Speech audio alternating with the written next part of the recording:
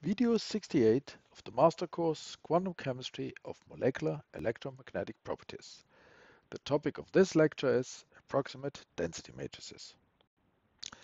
In chapter 2 of the book, we had discussed the electron density and the so-called reduced one-electron density matrix.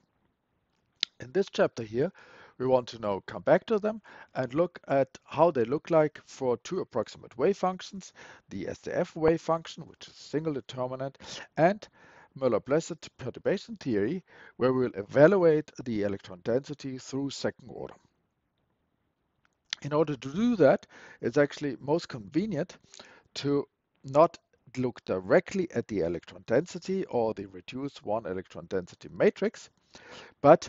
to expand them in a basis of function of one electron functions, actually a product of two one electron functions here. And we have then some expansion coefficients, d here, dpq, and these expansion coefficients in the expansion of the uh, electron density or the reduced one electron density matrix in the set of pairs of one electron function, these expansion coefficients are called density matrices. And depending on whether we use the molecular orbitals or whether we use our basis function or atomic orbitals, one calls them density matrix in the basis of molecular orbitals here, or density matrix in the basis of atomic orbitals. With these density matrices, then one can easily calculate the value of the electron density at some arbitrary point. One just has to contract it with the molecular orbitals evaluated at this point. Now let's start with the electron density for an SDF wave function. And for any wave function we have discussed in chapter 2, one can obtain the density as an expectation value of the density operator. Now, if we do that, so we have here our density operator as defined in chapter 2, and take the expectation value with our SDF determinant. Now, the density operator is a sum of one electron operator, so we can use the corresponding Slater-Condon rules, and the Hartree-Fock determinant as, of course, only one determinant. So as a result, we'll get a sum over all the occupied orbitals, and here I write it in terms of spatial orbitals. So we get a factor of 2 here. And these integrals are then the integrals over the density operator for one electron. Now this is a Dirac delta function. And carrying out the integration over R1, which is the variable here in this integral, then just gives us the value of the two orbitals here at the point R. Comparing that with our expression for the expansion of the density in molecular orbitals, we can see that we only have contributions from the occupied molecular orbitals, which must mean that the part of the density matrix which corresponds to the virtual orbitals is 0, and also the part which the off-diagonal part which corresponds to one occupied and one virtual orbital is also 0. So we only have contribution from the part where we have two occupied orbitals. But the double sum, as we had it in the expression for the density matrix, is now reduced to just a single sum over I, which means that also this part with the occupied orbitals is diagonal, and on the diagonal we just have a 2. So our density matrix of a Hartree-Fock wave function in molecular orbital basis is actually diagonal, and it has a 2 on the diagonals for the occupied orbitals and 0 for the virtual orbitals. In order to get the density matrix then in the atomic orbital basis or in the basis of the basis functions, we essentially just have to transform this expression here to the basis function, which means we insert the expansions, here the expansion of the molecular orbitals in the basis functions, as I've done here. So the I is expanded in the set of basis function with the molecular orbital coefficients, C nu I, and the same also with phi I here, and that's a double sum then, so have phi mu and C mu I. And comparing this,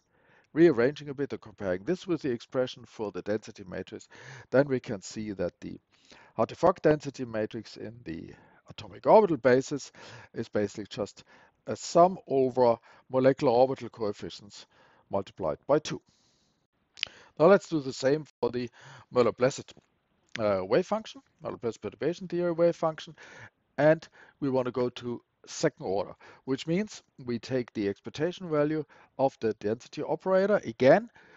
with the Müller-Blechett perturbation theory wave function, and we keep all the terms up to second order, or all the terms to second order, which means we will have one term where we have a first order correction to the wave function in the pra and the ket, and we will get two terms where we have the SDF wave function on one side and the second order correction to the wave function on the other side, because this is also a second order term. And we will write it later also then again in our expansion here where we have the molecular orbitals and then our second order correction to the density matrix. Now evaluating these by Slater-Connon rules, it turns out that now we have contributions not only from in the occupied orbital part of the density matrix, but also in the virtual orbital part of the density matrix and in the occupied virtual part of the density matrix.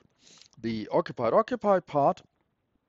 is essentially a product of two correlation coefficients, double excitation correlation coefficients, so first order double excitation correlation coefficients, and because they are both first order, this is a second order contribution. And one should note that there's a minus sign here for the occupied part and a similar product of first order double excitation correlation coefficients also for the virtual part, but now there's a positive sign. And for the occupied virtual part, that is essentially just the second order single excitation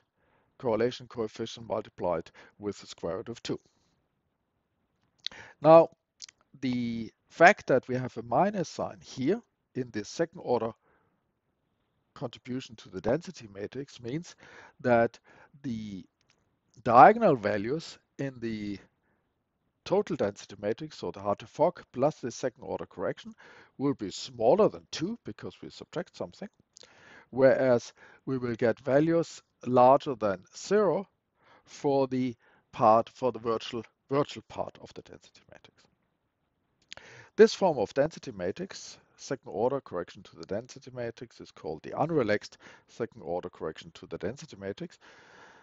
in order to distinguish it from what is called the relaxed density matrix or the response density matrix, as we will discuss later on in chapter 12. However, the difference between the unrelaxed and the relaxed density matrix will be in this part here, will be in the occupied virtual part of the density matrix.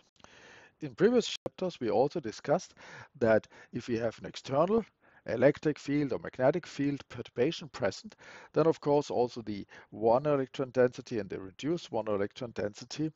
will change and will become dependent on the external perturbation on the field, and that one can expand it like all the other properties we looked at in an expansion in powers of the perturbation, where the first term of course are the unperturbed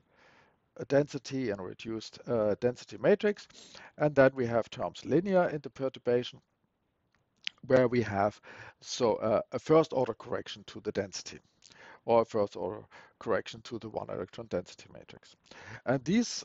first order correction can, like our densities, be expanded in the molecular orbitals or in our basis functions, and the expansion coefficient then will be first order density matrices. So it will be first order corrections to the density matrices. And in some later chapters, we will get some expressions for these first order corrections to the density matrix.